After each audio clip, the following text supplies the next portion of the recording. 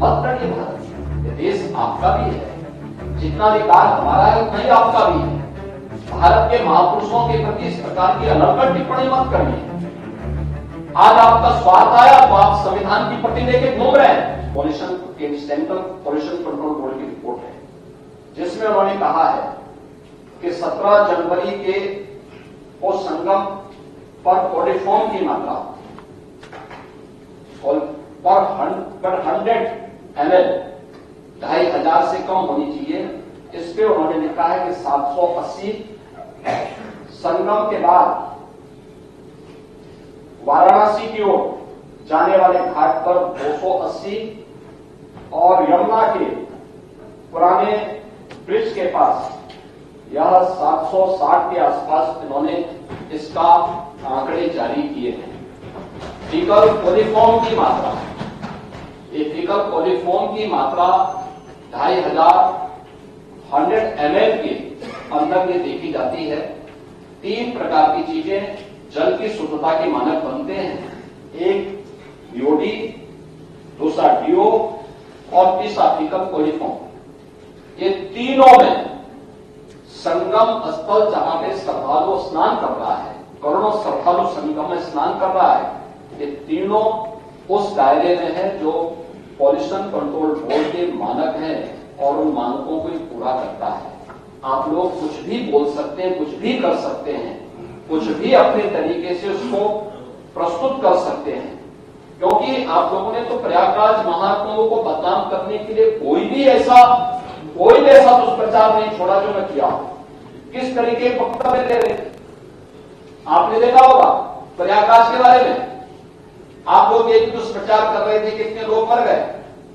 आपका social media handle Gorakhpur और बस्ती मंडल का दे रहा था कि गोरखपुर बस्ती मंडल के 35 लोग मर गए। वे 35 के 35 लोग अपने घर पहुंच। प्रयागराज के छोटी गुरु वो बेचारे ये लोग दुष्प्रचार करते रहे तो मर गए और पता लगा कि जिस दिन ब्रह्म भोज रखा था उसी दिन छोटे गुरु अपने घर पहुंचे तो लोगों ने कहा कहां थे। उन्होंने कहा कहां था, मैं तो कुंभ में घूम रहा था। 12 दिन का घूमते रहे। कहा कुंभ में? उसने कहा भाई क्या कुंभ तो हम लोग आयोजक हैं, हम लोग इस आयोजन के हिस्सेदार हैं। जगह जगह भंडारे लगे हुए हैं, रोज भंडारा खाता था, किसी आश्रम में जाके सो जाता था और फिर सुबह स्नान करके फिर दिन भर घूमता था। मॉडर्न वाले भी सर आ गए क्या जिंदा होता है? बैठी है उस मॉडर्न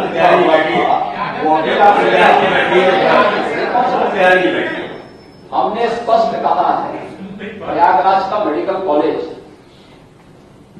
वो पूरे प्रयागराज जनपद का है।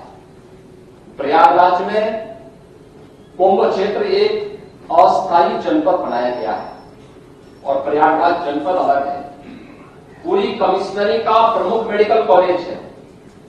कोई भी एक्सीडेंट होगा, कोई भी बीमार होगा, कोई भी व्यक्ति किसी अन्य नेचुरल डेथ के कारण जाएगा तो वो सारी डेड बॉडी आपके मेडिकल कॉलेज में पहुंचेगी। और इसीलिए हमने कहा ना, जिसकी जैसी दृष्टि थी उसको वैसी सृष्टि नजर आएगी। और ठीक कहा, सोशल मीडिया हैंडल पे जो सज्जन इस पे टिप्पणी कर रहे थे कि युद्धों को केवल भाषी नजर आ रही थी, उनको स्वच्छता नजर नहीं आ रही थी, उपचार हो रहे हैं ये नजर नहीं आ रहा था। वे केवल इस पे नजर लगाए थे कैसे बदनाम कर सके। कोई पार्लियामेंट में कह रहा है हजारों लोगों की मौत हो गई। डिजिटल कुंभ का परिणाम है 28,000 लोगों को उनके परिवारजनों से मिलाने का काम किया। और आप लोग परेशान इस बात को लेकर के थे कि घर की पत्नी को वहां गुम करने के लिए लोग गए, लेकिन पता लगा कि वो फिर से डिजिटल कुंभ में ढूंढ करके अपने परिवार वालों से मिला दिया। एक बार में 3 दिन बाद मिला दिया। तो इनकी परेशानी तो इस बात को लेकर थी। तो ये महोदय, ये सभी चीजें वहां पर हम लोगों को इस रूप में देखने को मिली। लेकिन समाजवादी पार्टी का जो आचरण इस देश से था वह, या कांग्रेस का जो आचरण था वह किसी भी दिशा में भारत को बदनाम करने, और मैं तो बार बार कहता हूं कि आपकी लड़ाई बीजेपी से हो सकती है, लेकिन आप बीजेपी से लड़ते लड़ते कभी भारत से ही लड़ने लगते हैं। मत लड़िए भारत से, ये देश आपका भी है, जितना अधिकार हमारा है उतना ही आपका भी है। भारत के महापुरुषों के प्रति इस प्रकार की अनर्गल टिप्पणी मत करिए। आज आपका स्वार्थ आया तो आप संविधान की पट्टी लेके घूम रहे हैं, लेकिन जब कन्नौज मेडिकल कॉलेज का नामकरण बदलने की बात आई, आपने बाबा साहब भीमराव अम्बेडकर के नाम पर बने हुए मेडिकल कॉलेज का नामकरण हटा करके उसको केवल राजकीय मेडिकल कॉलेज कन्नौज कर लखनऊ के भाषा विश्वविद्यालय का नाम मान्यवर कांसीराम जी के नाम पे था। एक परंपरा थी, किसी सरकार ने रखा, उसको चेंज मत करो। और फिर ये सभी सामाजिक न्याय के पुरोधान है। अपने समाज के लिए उनका कुछ कंट्रीब्यूशन होगा, क्यों आप उनकी आस्था को आहत करते हैं? लेकिन नहीं, इन्होंने उस भाषा विश्वविद्यालय से उसका भी नाम हटा दिया। ऐसे ही सहारनपुर मेडिकल कॉलेज का नामकरण से भी ये लोग सामाजिक न्याय की बात करते हैं।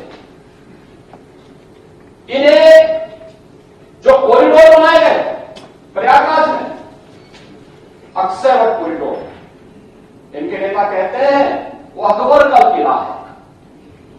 अक्षय वट पहले से है या किला पहले से है? अक्षय वट है। अक्षय वट की अगर आप चर्चा करेंगे तो वेदों में उसकी चर्चा होती है, पुराणों में उसकी चर्चा होती है, अर्वाचीन ग्रंथों में उसकी चर्चा होती है। अकबर का कालखंड कितने समय हुए, लेकिन ये कहते हैं कि ये अकबर का किला है। सरस्वती कूप है वहां। सरस्वती कूप के बारे में कहते हैं कि सरस्वती नदी बहती है। अब दृष्टिकोण देखो ना, क्योंकि कभी देखेंगे अगर अक्षय वट कॉरिडोर का निर्माण सरकार ने किया, इनको पैसा फालतू लगता है। सरस्वती कूप का कॉरिडोर का निर्माण किया तो इनको फालतू लगता है। बट लेटे हुए हनुमान जी जिनका अभिषेक करने के लिए मां गंगा प्रतिवर्ष आती है, अगर वह कॉरिडोर का निर्माण किया तो इनको एक पैसा फालतू लगता है। श्रृंगवेरपुर में निषाद राज का कॉरिडोर बनाया, भगवान राम और निषाद राज की प्रतिमा स्थापित करके कॉरिडोर बनाया, जिनको एक पैसा लगता है। महर्षि भारद्वाज का कॉरिडोर बनाया, जिनको एक पैसे बेकार लगता है। अगर हमारी सरकार महाराज सुहेल देव का भव्य स्मारक बहराइच में बनाती है, विजय स्मारक बनाती है, जिनको एक बेकार लगता है। प्रयागराज में ऐसे 12 स्मारक बनाने का काम हमारी सरकार ने महाकुंभ के दौरान किया। इनको एक पैसा लगता था, ये पैसा क्यों खर्च हो रहा है? 200 से अधिक सड़कें वहां बनाई गई, चौड़ीकरण पर, सिंगल से डबल लेन, डबल लेन से 4 लेन, 4 लेन से 6 लेन, 14 फ्लाईओवर बनाए गए, 9 अंडरपास बनाए गए, बेहतरीन कनेक्टिविटी की गई। अगर वहां पे अवस्थापना सुविधाएं इतनी बेहतर नहीं होती तो देश और दुनिया से 64 करोड़ श्रद्धालु क्या प्रयागराज में आ पाते? और जो भी गया, जिसने भी डुबकी लगाई, वह तारीफ करके जरूर गया, खुश होकर के गया, आशीर्वाद देकर के गया, उत्तर प्रदेश के बारे में अच्छी धारणा लेकर के गया। उत्तर प्रदेश के परसेप्शन को सुधारने, भारत के बारे में प्रधानमंत्री जी के विजन को एक भारत श्रेष्ठ भारत में बदलने का सबसे उत्तम माध्यम बना है महाकुंभ। और महाकुंभ के इस आयोजन के साथ हमारी सरकार को जोड़ने का अवसर प्राप्त हुआ। तो डबल इंजन की सरकार उन सभी श्रद्धालु जनों के प्रति कृतज्ञता ज्ञापित करती है जिन लोगों ने अपने परिजनों को खोया, उनके प्रति अपनी संवेदना भी व्यक्त करती है और उनके साथ सरकार खड़ी है। डबल इंजन की सरकार पूरी प्रतिबद्धता के साथ खड़ी है। लेकिन